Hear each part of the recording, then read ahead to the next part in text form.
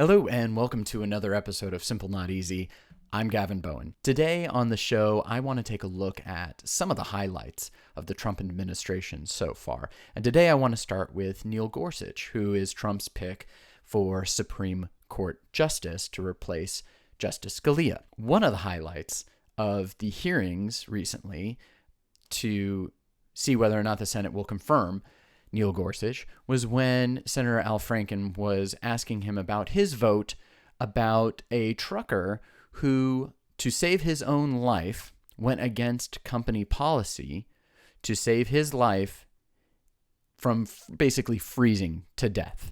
Neil Gorsuch ruled that the trucking company had every right to fire this employee for what he tried to do to save his life from freezing to death. All other 7 justices, they all voted on the side of the individual, the employee. But Neil Gorsuch said no. Even though he was trying to save his life, he actually violated policies and rules, regulations, and therefore he was worthy of losing his job. And actually, since that time, he hasn't been able to be hired again by any other trucking companies, basically being blacklisted from any other hiring opportunity in that field for him. So there's Neil Gorsuch for you. Good choice. Next, we should talk about Devin Nunes. Devin Nunes is the head of the Committee on Intelligence for the House of Representatives, and his job right now is to look into the claims and any information about Trump's claim about wiretapping. Him being personally wiretapped by the Obama administration, by Obama directly, is actually how Trump put it, that Obama directly wiretapped Trump Tower and had him surveilled. There has been no evidence of this, and there is no evidence. It's an evidenceless-based claim that Trump has made. And what Devin Nunes did is broke the nonpartisanship standing of the Committee on Intelligence and went directly to Trump to give him some bogus non-information about how indirectly some of Trump's associates during the campaign, and actually this was after the campaign, so during the transition, how they were indirectly surveilled. That's it. There was no information there. There was nothing there that advanced Trump's position. So when Trump says that he feels somewhat vindicated for his false claim, it's all bullshit. It comes from nowhere. And Devin Nunes is just playing as a Trump puppet and shouldn't be the head of this committee. This is a nonpartisan committee. This committee is set up so that we can at least have parts of our government keeping tabs on what is going on without having any true stakes in the political process. And he has broken that trust and should be removed. Plus, the idea that Donald Trump could have been surveilled directly on order of President Obama is absurd. It takes so many people to get an American citizen surveilled in that way that it would have to, there would be a lot of people who would know about it. And Obama couldn't get that done on his own. This is an interesting highlight, but you probably have heard of the name Paul Manafort. Well, Paul Manafort actually worked on Donald Trump's campaign and was managing it for quite some time. Well, it turns out, and this just recently came out, is that Donald Trump was completely unaware that Paul Manafort was working for Russian oligarchs, receiving millions of dollars a year working for these Russian oligarchs, and that he never knew about it. Donald Trump never knew. He never knew. Where did millions of dollars of income come for Paul Manafort?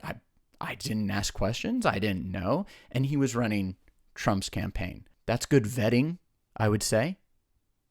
Another big news highlight was yesterday. This is Friday is yesterday. Trump Care, it had a last minute, we're going to tweak some things before the vote and hopefully get more people on our side with it within the House of Representatives. Well, they actually lost votes because the bill got even worse. And I guess that's what you get for giving huge tax breaks to billionaires and taking poor people off of the healthcare system. That's how you pay for it, right? You just don't give healthcare to poor people because they're going to die anyway, and you'll give tax breaks to the rich. It's a perfect strategy that failed. And on the note of healthcare, when Donald Trump found out that they were going to have to pull the vote and he spoke to the media, he said, I never said that we were going to repeal and replace Obamacare within the first 64 days. What are you, crazy? Except that throughout his campaign, he said that on the first day, we're going to have a plan submitted. We're going to do it so quickly and so fast. It's going to be so much better. It's going to be the best thing ever. Yeah, turned out you're a fucking liar about all of that. That's just a list, just a rundown of things that I've, been seeing online and in the news, and it's so much fun to be a part of this time. I'm so happy that I get to witness something like this, and I can tell future generations about how much somebody sucked as president. And lastly, on a somber note, I wanted to say that my thoughts are with the people of London. My solidarity is with you.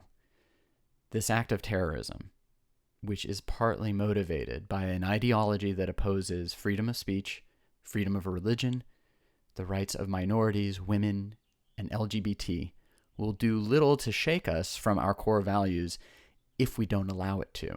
But when I see nasty comments about this photo, and specifically about the Muslim woman in it, it makes me sick because it goes against those values. You don't know her experience in that moment. That is a fraction of a second in time that is clear to me shows a human being in shock and dismay over what she is witnessing. Who gives any of us the right to claim differently? That's bigotry. And at the same time, liberals, do not obfuscate from one of the reasons for this attack.